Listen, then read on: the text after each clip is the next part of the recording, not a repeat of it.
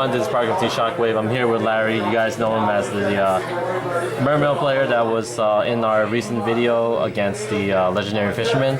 Larry, I know you're a big fan of Mermail, and that the best is coming out in a couple of weeks. People are asking about your build. Can we take a look at it real quick? Yep, not a problem. Right.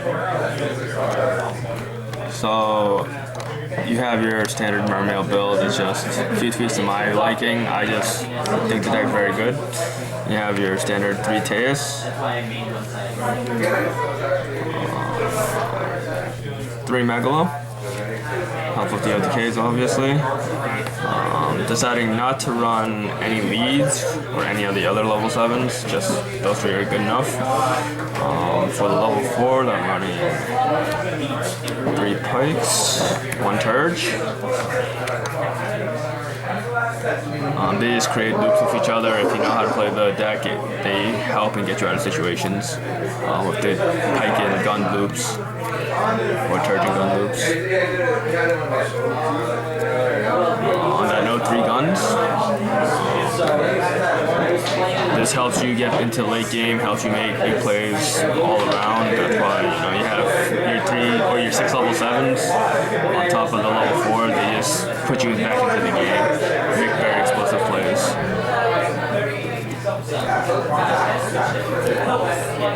Two Lins. This format, I've always ran 2 Lins. I've never had a necessity to run 3. They're searchable. Sometimes their hand gets cluttered with Lins, and it just gets weird. And the fact that you can only use their effect once per turn, rather than being able to continuously crash, is downside. So that's why you don't necessarily need more than 1, because you can especially recycle it with the guns easily. Speak louder. So we'll go right to the Atlanteans. Obviously, 3 of this guy makes this deck just off the charts. The fact that it's an ignition effect, not on summon, amazing. The combos he sets up, Diva target, level 1, just so many things you can do with him. And it's just obnoxious. 2 Dragoons, standard, part of the OTK. You open him, you open the Prince and a Water Monster. This just leads to OTKs. 2 Marksmans. It's needed for the OTK, but the fact that it's not a back row heavy format, it's nobody really has set back rows unless you're playing against tellers on the off chance. Heroes, very rogue deck, not compared to the Pendulum deck that don't really have many back rows. Infantry.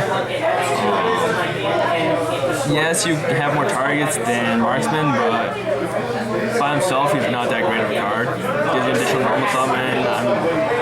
Very rarely need his effect. It usually gets around emptiness. I'm only running 2 because on the off chance I need to bring one off Diva. On that note, the 1 of Diva creates a lot of plays. One of the best cards in the deck right now, especially with the new Prince out. Moon Glacio. This is just one of my own decks. A lot of the Mermail decks don't really run it. I just like the fact that it's searchable when you have access with Prince 2 Dragoons so easily. You just set up your graveyard and just dump 1, search Moon Glacio off Dragoons. Add 1, just gives you so much advantage, and if you can pull it off turn 1, there's no bad time to drop this card if you can draw it, unless it's into back rows. But you have so many ways to bait out back rows that if you drop this and you resolve the effect, you gain either so much knowledge or you put yourself so far ahead. The 1 of Birdman, another one of my personal techs, gives you a lot of plays if you know how to play around with it. You can bounce your card back. I just saw one of the games against Parker. I did end up losing, but I was trying to make a play with rank 4 play. But I just couldn't get the rank 4 play came too late, but it does make good plays. You can also make weird plays with this where you flip sphere on your turn, bring out like Teus or Megalo in defense, then Birdman back to Teus or Megalo, so you automatically have access to one of those. Lind monster bringing out monsters, chump block with Teus, bounce it back next turn. So it gives you access in kind of a pseudo way to search out your big monsters. 3 MSTs. The fact that this is such a combo-based and OTK-based deck, you just want to make sure that there's nothing in the back row to stop your combos and you from beating your opponent. Book of Moon, just a way to get around Vanity's Fiend, anything that could potentially stop you from special summoning since you are so heavily special summon based. Raigeki's Raigeki, pretty obvious. 1 for 1. This is another way to get into the Prince. You just ditch whatever monster you want and you can automatically have access to Prince.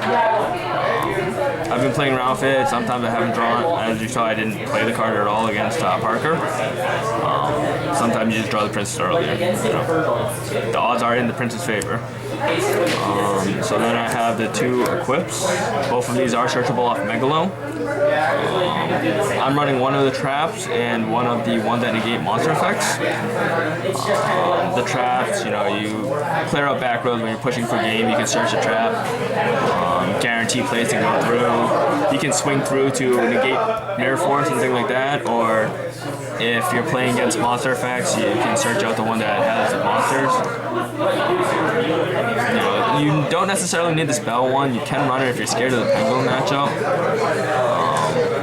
But usually you're going for the OTK, so you don't need to negate spells per se, because nobody's running like Pokemon.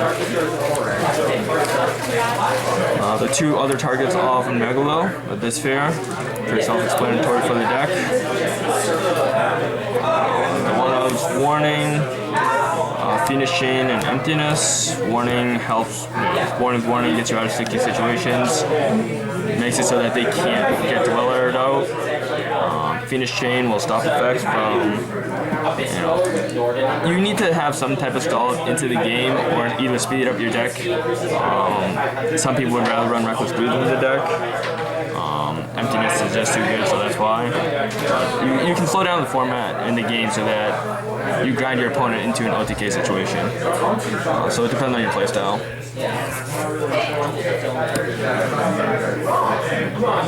Moving on to the extra deck. One of Tatsunoko. He's weird. I've been playing around with him. You can go make interesting plays because of his effect, where you can summon Diva, bring out Prince, Prince dump, get your searches, and then you can synchro with a Turge, Pike, or Dragoons in your hand to go into Gungnir. So that's a fun play that I've been playing around with. And then you get free ditches off of the Prince Search to make with the Gungnir play. So it's like a Gungnir from hand. Herald of Arclight. This is kind of weird to play around with because if you go into a 2, it's the rank 4 or it's a level 4 play with Diva and heavy infantry. If you get put into a situation where you don't want to drop this before you drop your board with the Megalos and Teuses, because then you can't special summon them because their card they discard will get removed. So it's kind of weird where you want to pop back rows, but then you go into this to guarantee you have games going. Again, Gungnir, this card solves problems. Very big beater, especially with this format, where your opponent has to make a play to get around him. But him discarding Gun and then Gun bringing back monsters, combos are endless with that. You pop and then you can bring back Teus or Megalo, and then swing out for 4,900 damage, and then go into a break 7 seed. Trish is Trish. He's not as easy to resolve, especially since